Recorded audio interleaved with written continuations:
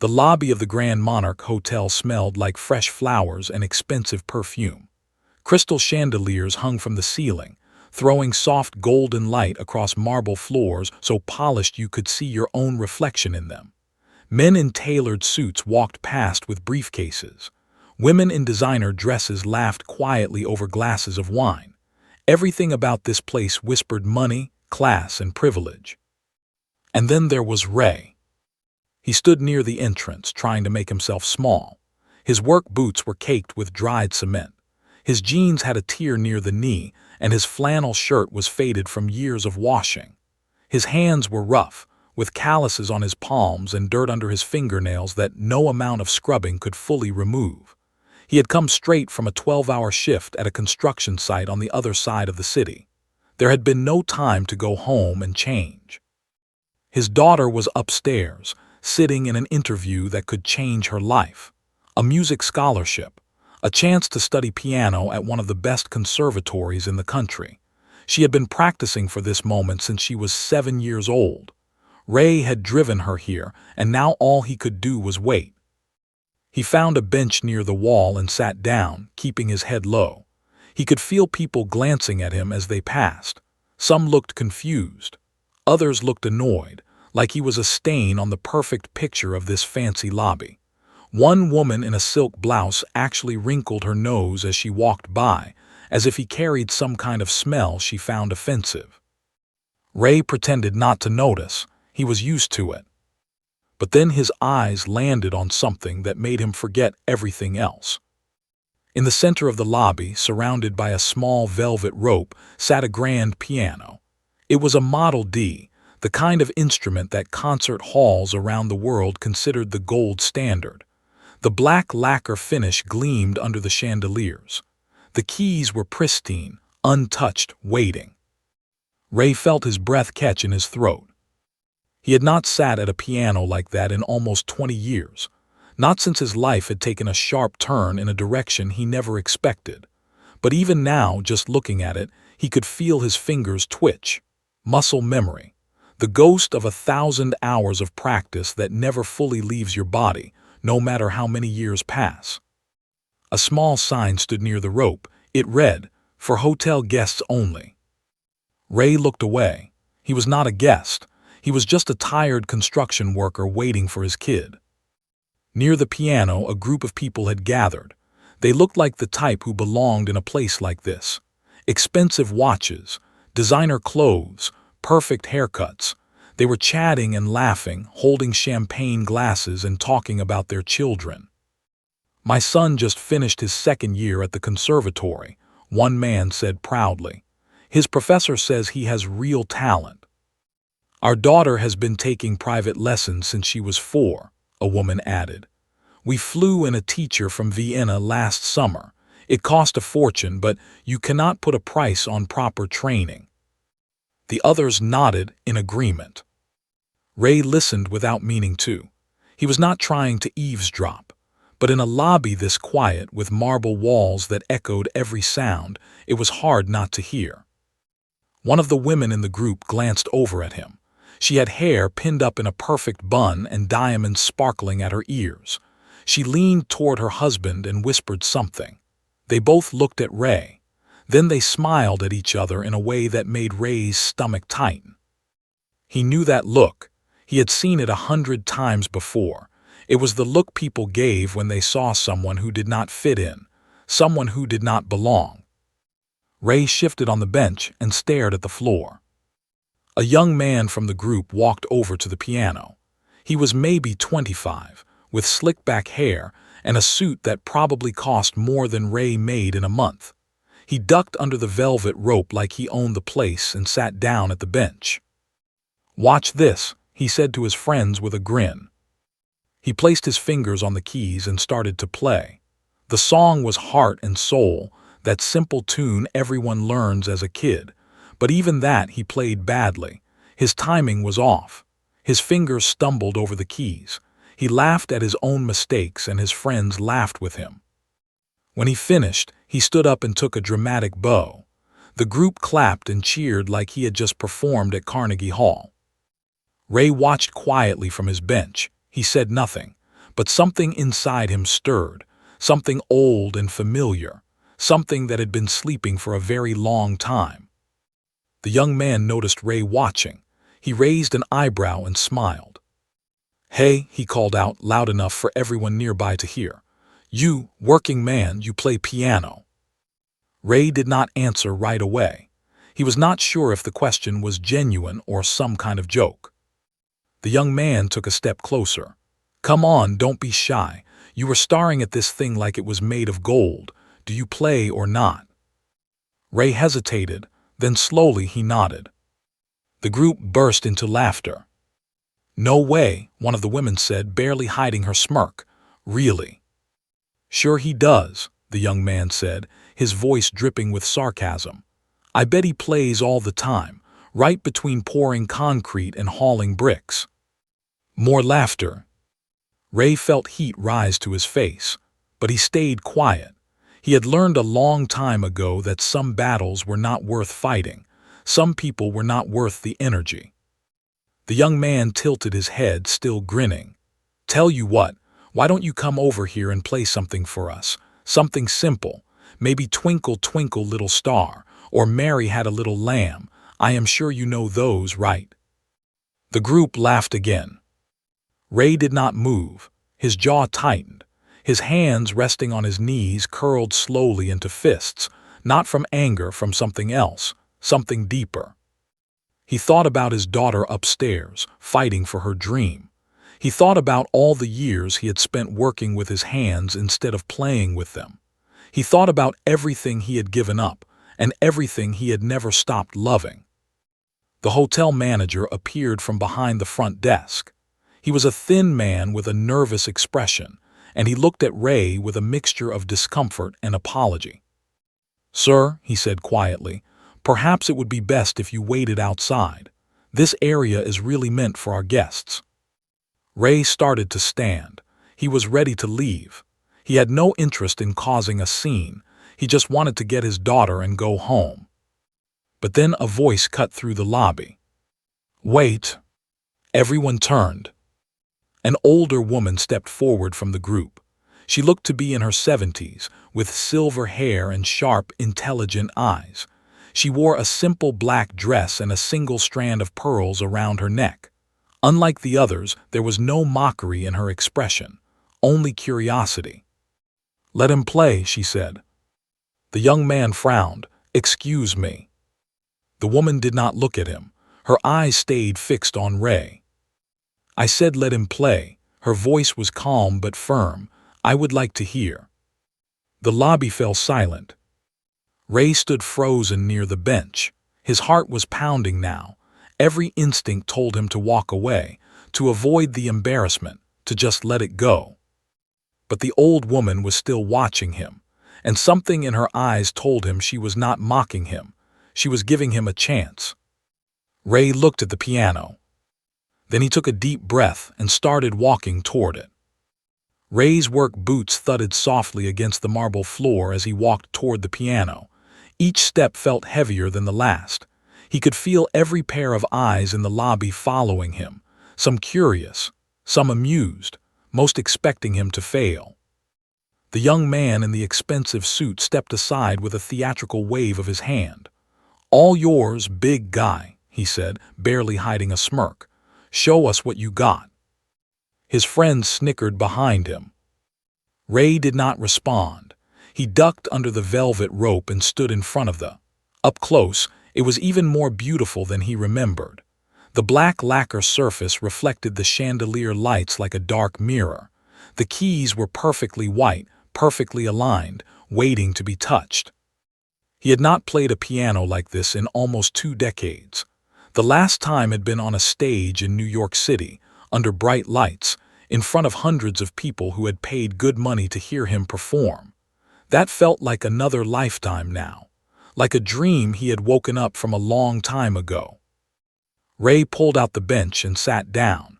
The leather was smooth and cool beneath him.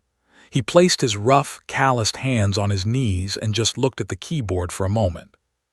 The lobby had gone quiet. Even the staff behind the front desk had stopped what they were doing to watch. "Well," the young man said, crossing his arms. "We are waiting. Play us something simple, like I said. Twinkle, twinkle. Mary had a little lamb, whatever you construction guys listen to." A few people laughed nervously. Ray closed his eyes. For a moment, he was not in a hotel lobby anymore. He was back in his mother's living room, 8 years old, sitting at the old upright piano she had saved for 3 years to buy. He could hear her voice behind him, soft and encouraging. "Play from your heart, baby. That is where the real music lives." He opened his eyes. Then he raised his hands and placed his fingers gently on the keys. The first note rang out clear and pure, cutting through the silence like a bell. It was soft at first, almost hesitant, like someone whispering a secret they had kept hidden for too long. Then came the second note, and the third, and suddenly the music began to flow. Ray was playing Claire Lune by. It was one of the most beautiful and emotionally complex pieces ever written for piano.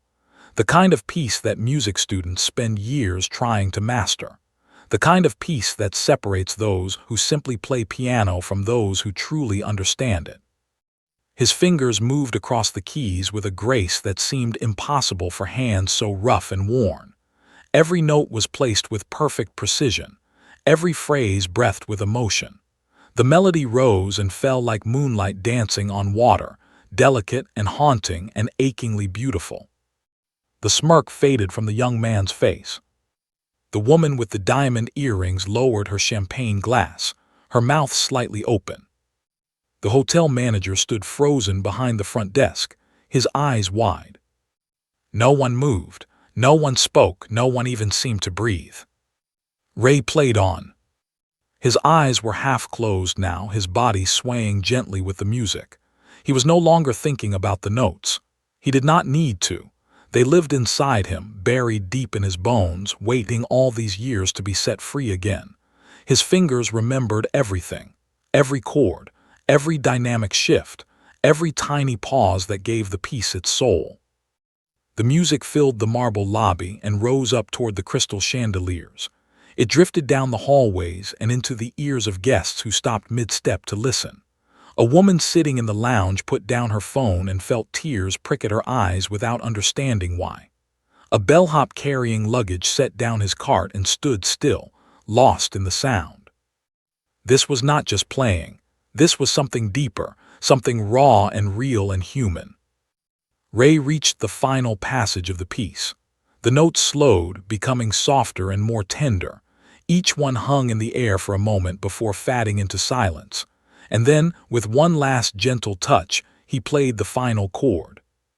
The sound lingered, echoing faintly off the marble walls. Then it was gone. Ray sat motionless at the piano, his hands resting on his knees again. He did not look up. He did not move. He just sat there, breathing slowly, like a man who had just come up for air after being underwater for a very long time. The silence in the lobby was deafening. Then the older woman with the silver hair began to clap. It started slow, just her standing alone, her hands coming together in steady, deliberate applause. But then someone else joined, then another, and another. Within seconds, the entire lobby erupted in applause. People clapped and cheered. A few whistled. The woman with the diamond earrings was wiping at her eyes with the back of her hand. The young man in the expensive suit just stood there, his face pale, his mouth hanging open. He looked like someone had just pulled the ground out from under his feet. Ray finally looked up. His expression was calm, almost peaceful. There was no arrogance in his eyes, no satisfaction at proving them wrong, just a quiet kind of sadness mixed with something that might have been relief. The older woman walked toward him, still clapping softly. When she reached the piano, she stopped and looked at him with an expression that was hard to read. It was not surprise exactly. It was more like recognition, like she had just found something she had been searching for. "That was extraordinary," she said quietly, "truly extraordinary." Ray nodded slowly. "Thank you, ma'am." "Where did you learn to play like that?" Ray was silent for a moment. He looked down at his hands. The same hands that had spent the morning hauling concrete blocks and hammering nails. The same hands that had once been trained to perform on the greatest stages in the world. "A long time ago," he said finally, "another life." The woman studied him carefully. "You did not learn that from YouTube videos. You did not pick that up in your spare time. That kind of technique, that kind of emotional depth, takes years of serious training." Ray said nothing. "I know what I heard," she continued, her voice gentle but firm.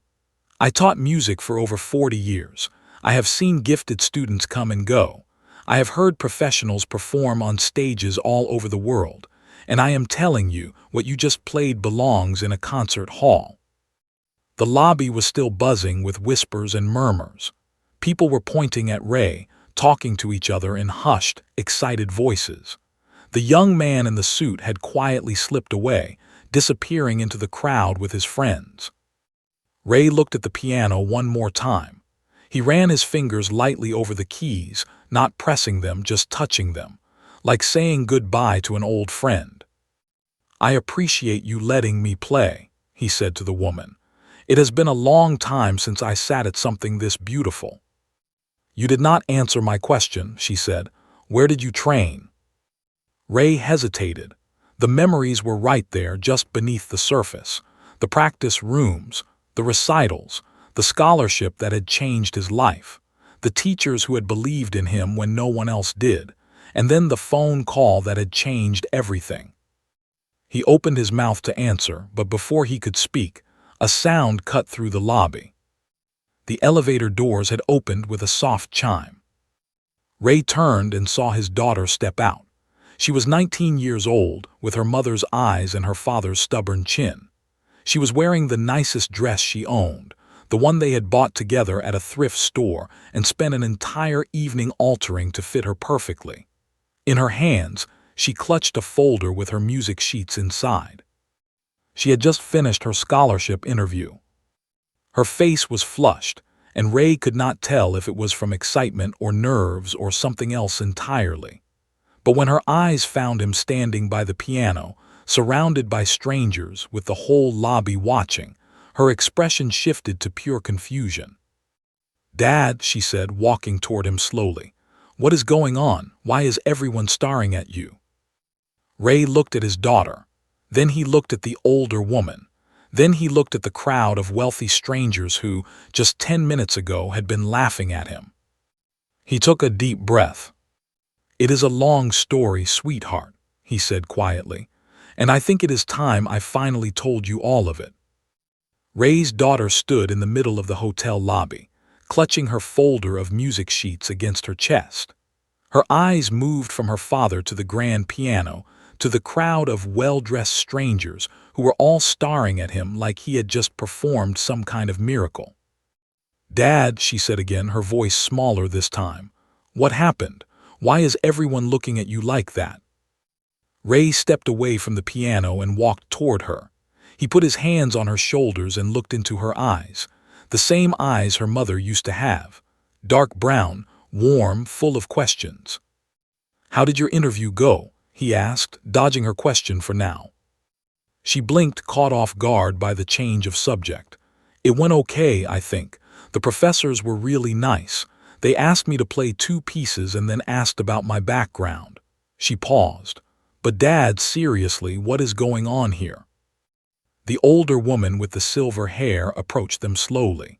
She had a kind face, but there was something sharp in her eyes, the look of someone who had seen a lot in her life and was not easily fooled. "Your father," she said gently, "just played one of the most beautiful renditions of Claire Loon I have ever heard, and I have heard many." Ray's daughter turned to look at her father, confusion written all over her face.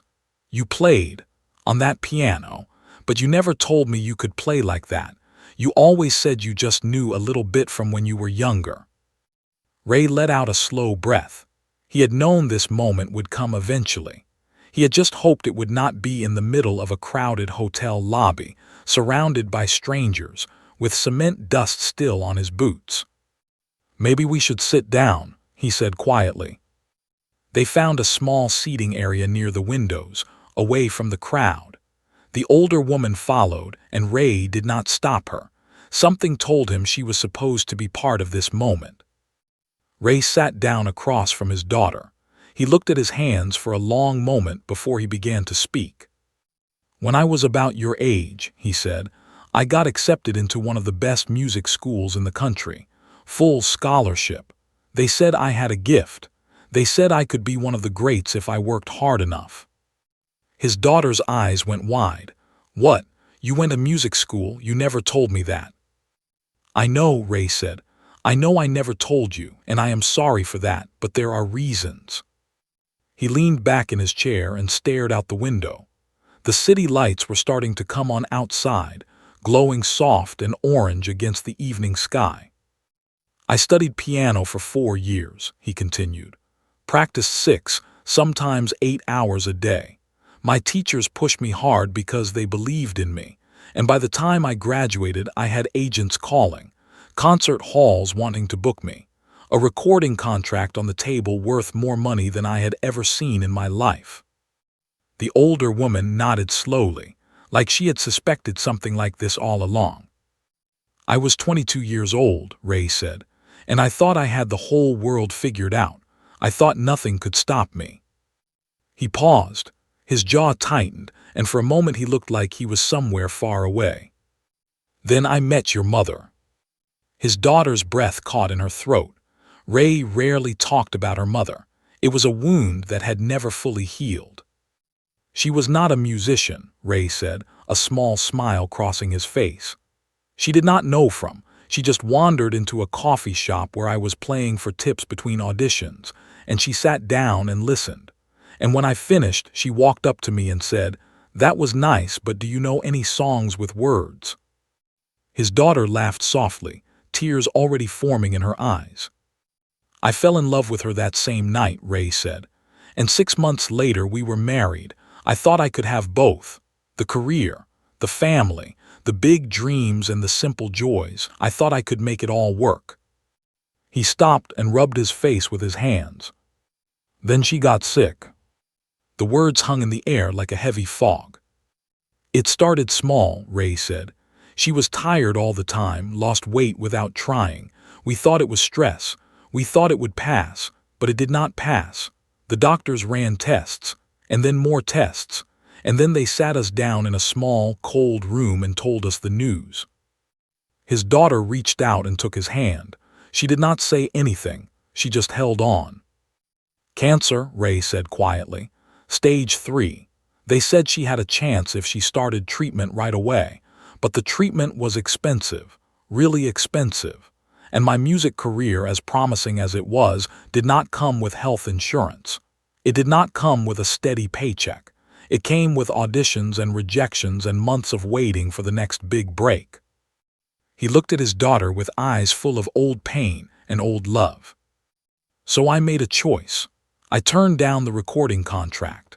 I walked away from the concert halls and the agents and everything I had worked my whole life to build.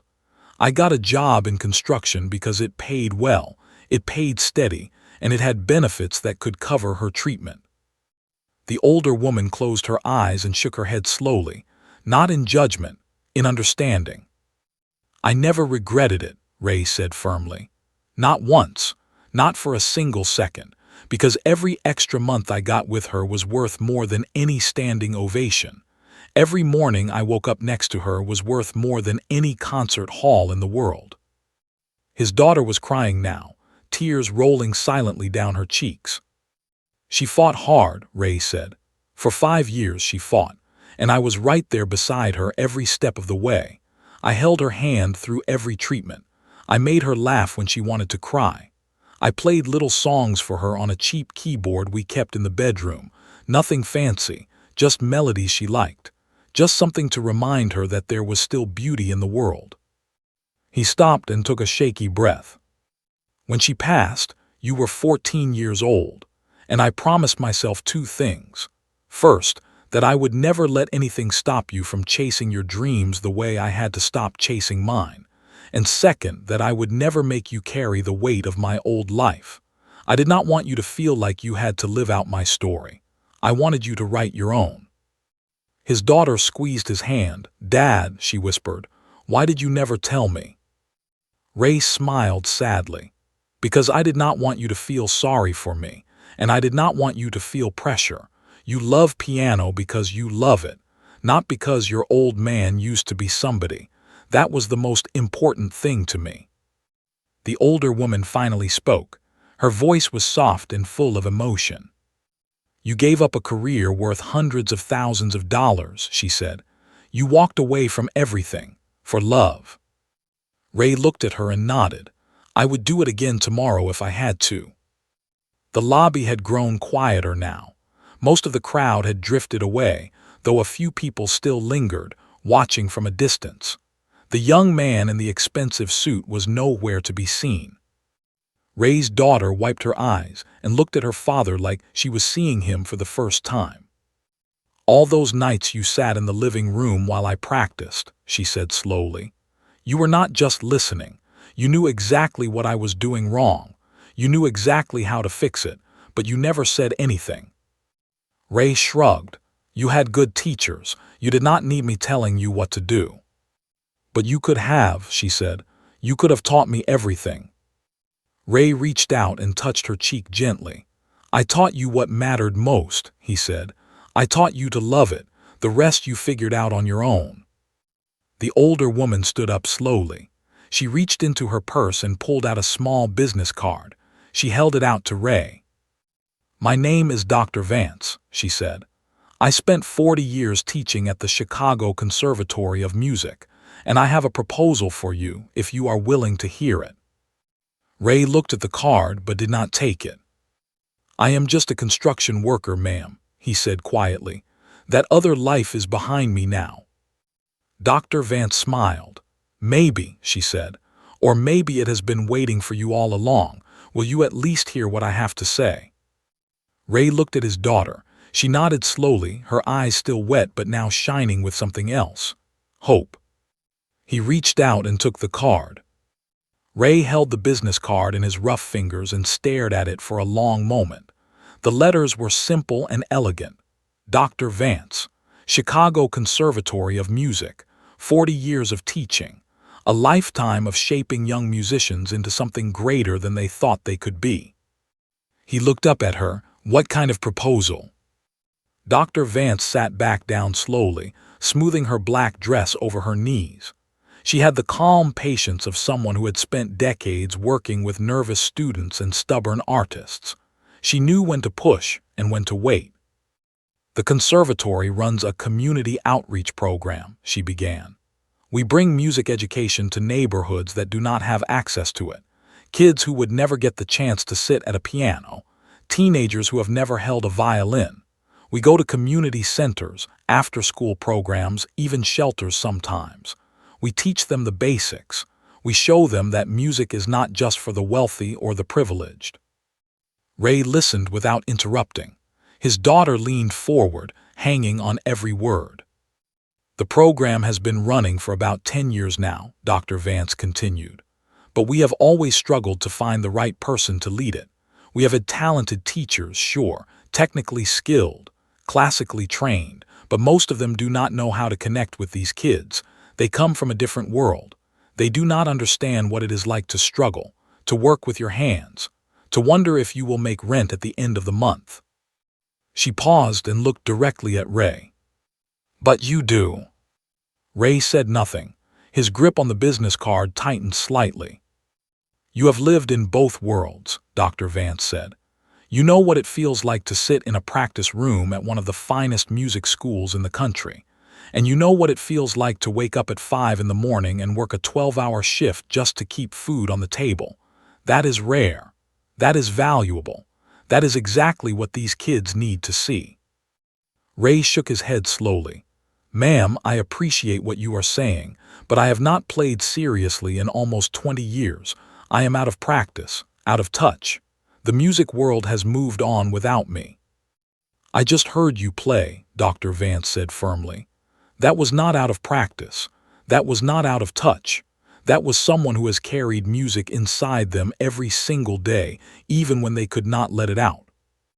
Ray looked away. He did not know how to respond to that. His daughter spoke up, her voice soft but steady. "Dad, she is right.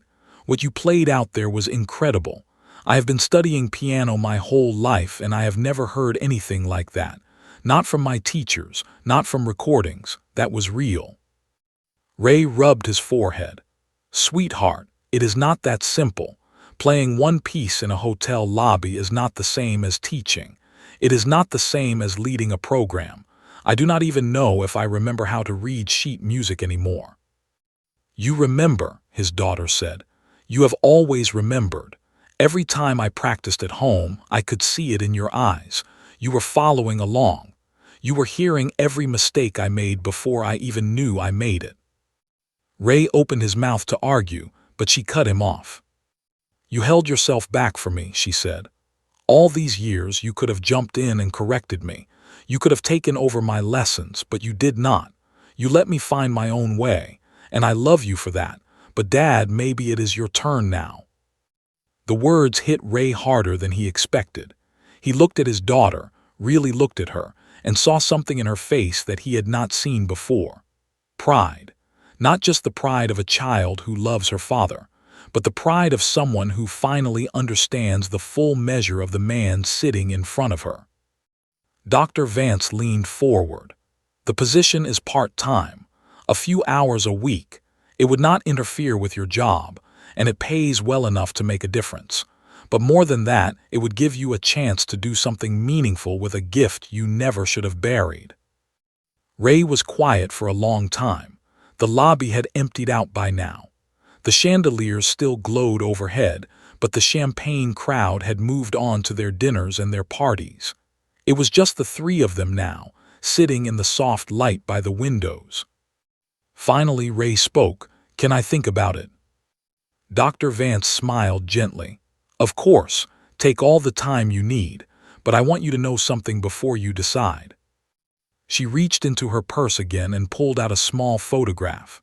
It was old and slightly faded, the colors washed out by time. She handed it to Ray. He looked at it and felt his breath catch in his throat. It was a picture of a young man sitting at a grand piano on a stage. He was wearing a suit that did not quite fit right, and his hair was a little too long. But his hands were poised over the keys with perfect form, and his face was lit up with the kind of joy that only comes from doing the thing you were born to do. It was him 20 years ago, at his graduation recital. "Where did you get this?" Ray asked, his voice barely above a whisper. Dr. Vance's eyes softened. "I was there that night. I was in the audience. I had come to see one of my former students perform, but it was you who caught my attention. You played Piano Concerto No. 2, and when you finished, I turned to the woman sitting next to me and said, 'That young man is going to change the world someday.'" Ray stared at the photograph. His hands were trembling now. "I followed your career for a while after that," Dr. Vance continued. "I heard about the contract offers, the buzz in the industry. Everyone said you were the next big thing, and then, suddenly, you disappeared. No one knew what happened to you. Some people said you had a breakdown. Others said you moved to Europe. I always wondered." She paused and looked at him with an expression full of warmth and understanding. "Now I know. And I have to say, what you did was braver than any performance you could have ever given on a stage." Ray could not speak. His throat was too tight. He just sat there, holding the photograph of his younger self, feeling the weight of all those lost years pressing down on his chest.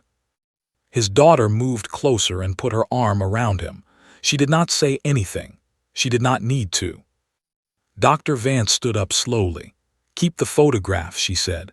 "And keep my card. When you are ready, call me. No pressure, no deadlines, just an open door whenever you want to walk through it." She gave Ray one last nod, then turned and walked across the lobby toward the elevators.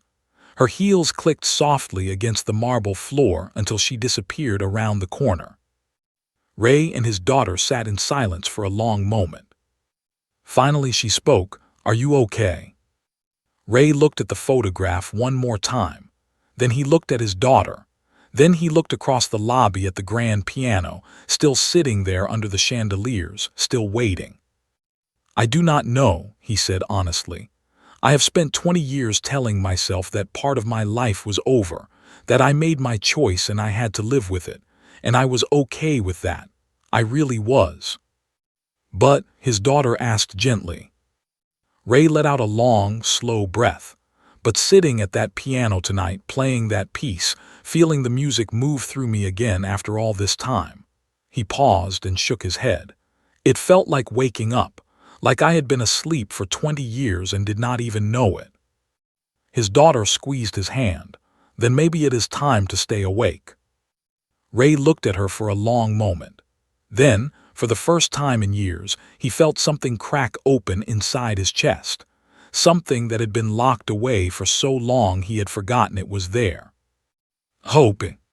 He tucked the photograph into his shirt pocket, right over his heart. Then he stood up and held out his hand to his daughter. "Come on," he said quietly. "Let us go home. I have a lot to think about." They walked out of the hotel together, father and daughter, into the cool night air. The city lights sparkled around them, and somewhere in the distance, a car horn honked and a siren wailed. Just another ordinary evening in Chicago. But for Ray, nothing felt ordinary anymore. For the first time in 20 years, the future did not feel like something to survive. It felt like something to look forward to. 3 weeks later, Ray found himself standing outside a community center on the south side of Chicago. The building was old and worn, with faded brick walls and windows that had seen better days.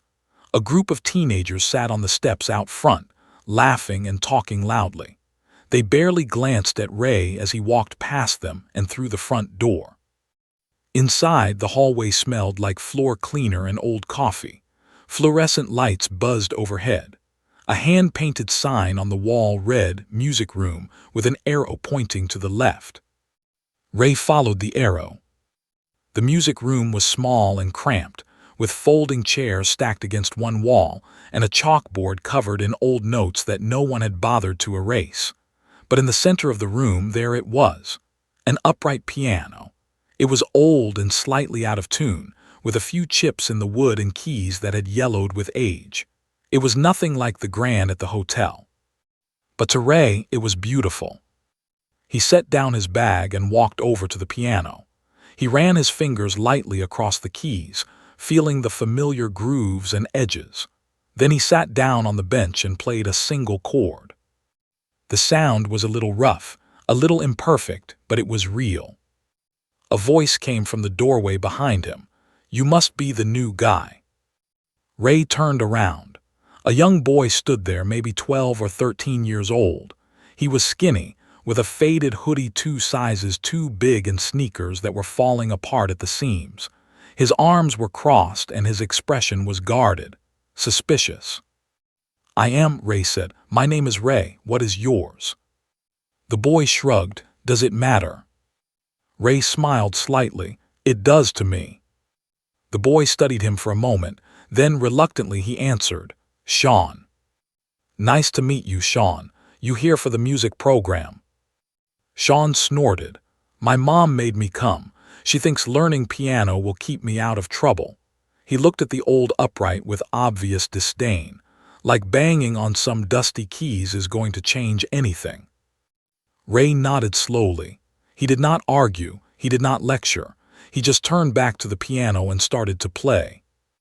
It was a simple melody at first, something soft and gentle, but then it began to shift. The notes grew faster, more complex. Ray's fingers danced across the keys with a speed and precision that seemed impossible. The music filled the small room, bouncing off the walls, vibrating in the air. Sean's arms slowly uncrossed. His eyes went wide. Ray played for about 2 minutes. Then he stopped and turned around. "That is what these dusty keys can do," he said calmly, "if you are willing to learn." Sean did not say anything. He just stared at Ray like he was seeing something he had never seen before. Then slowly, he walked over and sat down on a folding chair near the piano. "Okay," he said quietly, "show me." Over the next few months, Ray's life began to change in ways he never expected. He still worked construction during the day, hauling materials and swinging hammers under the hot sun. But 3 evenings a week, he drove to the community center and taught piano to kids who had never touched an instrument before. Some of them were like Sean, angry, skeptical, convinced that nothing good would ever happen to them. Ray understood that feeling. He had grown up the same way in a neighborhood not so different from this one. He knew what it was like to feel invisible, to feel like the world had already decided who you were and what you could become. So he did not preach. He did not give speeches about hard work and discipline. He just played. And then he taught them to play, one note at a time, one chord at a time, one small victory at a time. And slowly, something began to happen. The kids started showing up early. They started staying late. They started practicing on their own, finding keyboards at school or borrowing phones to watch tutorial videos. They started believing that maybe, just maybe, they could create something beautiful. Ray watched it happen with a quiet kind of wonder. He had forgotten what it felt like to see someone discover music for the first time, to watch their face light up when they finally got a difficult passage right, to hear them laugh with pure joy when a song came together. It reminded him of why he had fallen in love with piano in the first place. Not the fame, not the money, not the standing ovations, just the music itself, the way it could reach inside you and touch something words could never reach.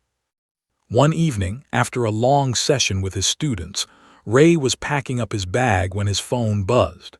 It was a text from his daughter. "Dad, call me now." His heart jumped. He dialed her number immediately. She picked up on the first ring. "Dad," her voice was shaking but not with fear, with excitement. "I got it. I got the scholarship, full ride, 4 years, they just called me." Ray felt his knees go weak. He sat down on the piano bench and pressed the phone against his ear. "Say that again," he whispered. "I got in, Dad. I am going to study music, just like you did." Ray closed his eyes. Tears spilled down his cheeks before he could stop them. He did not try to wipe them away. "I am so proud of you," he said, his voice cracking.